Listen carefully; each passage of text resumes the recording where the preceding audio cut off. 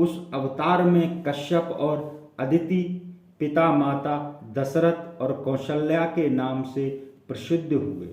एक कल्प में इस प्रकार अवतार लेकर संसार में बहुत से पवित्र चरित्र किए।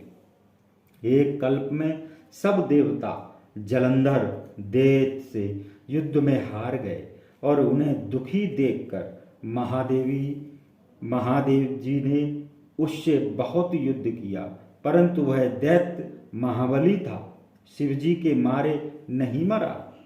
दैत्यराज जलंधर की स्त्री बड़ी पतिव्रत थी। उसके पतिव्रत धर्म के बल से उसको शिवजी ने नहीं जीत सके।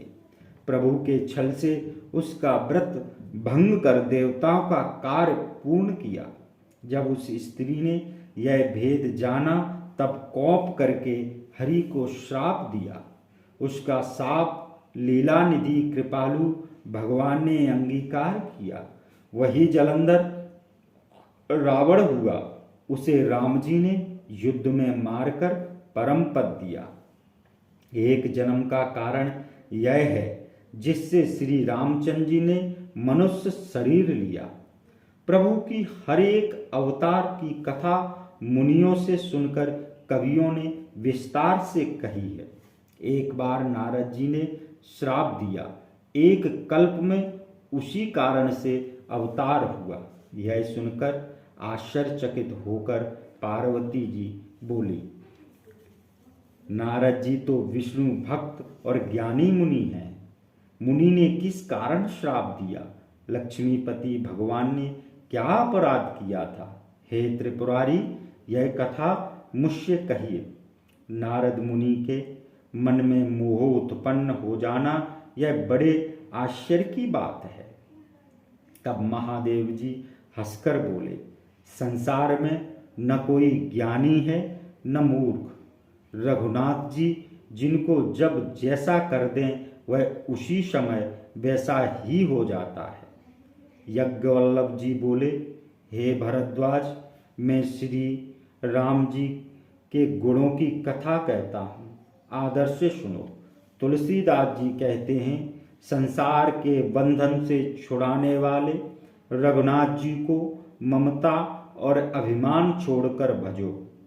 हिमालय पर्वत की एक बहुत पवित्र गुफा के पास ही सुहावनी देव नदी बहती है। उस पवित्र और सुंदर आश्रम को देखकर देवर्षि नारद जी के मन को बहुत भला लगा।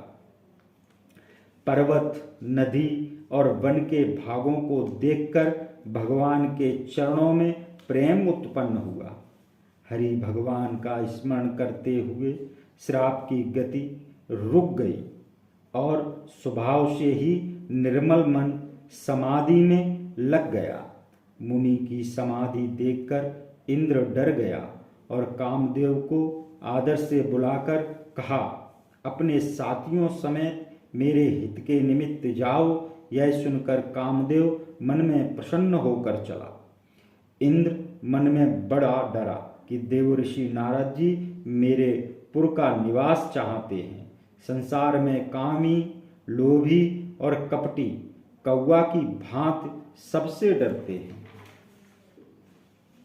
जैसे मूर्ख कुत्ता सिंह को देखकर सूखी हड्डी लेकर भागे और वह मूर्ख यह जाने कि सिंह मुझसे हड्डी छीन न ले, वैसे ही इंद्र को लाज न आई। उस आश्रम में जब कामदेव गया तो वहां उसने अपनी माया से बसंत ऋतु को प्रकट कर दिया। भांत भांत के वृक्ष पर रंग बिरंगे फूल खिल गए। उन पर कोयल मधुर सुर से बोलने लगी, भौरे गुंजारने लगे। तीनों प्रकार की सुहावनी पवन चलने लगी जो कामाग्नि को बढ़ाने वाली है। रंभा आदि युवा देवांगनाएं जो सब काम कलाओं में चतुर हैं, वे अनेक प्रकार की तान भरकर लय से गाने लगी और हाथ में गेंद लेकर बहुत प्रकार से खेलने लगी। अपने सहायकों को देखकर कामदेव प्रसन्न हुआ। उसने अनेक प्रकार के छल किए। जब कामदेव की माया का प्रभाव मुनि पर कुछ भी न हुआ, तब वह पापी अपने भय से आप ही डर गया। क्या उस सीमा को कोई दबा सकता है जिसके बड़े रक्षक लक्ष्मीपति भगवान हों? अपने सहायकों समेत कामदेव ने बहुत डरकर मन में हार मारकर दीन वचन कहते हुए नारद जी के चरण पकड़ लिए।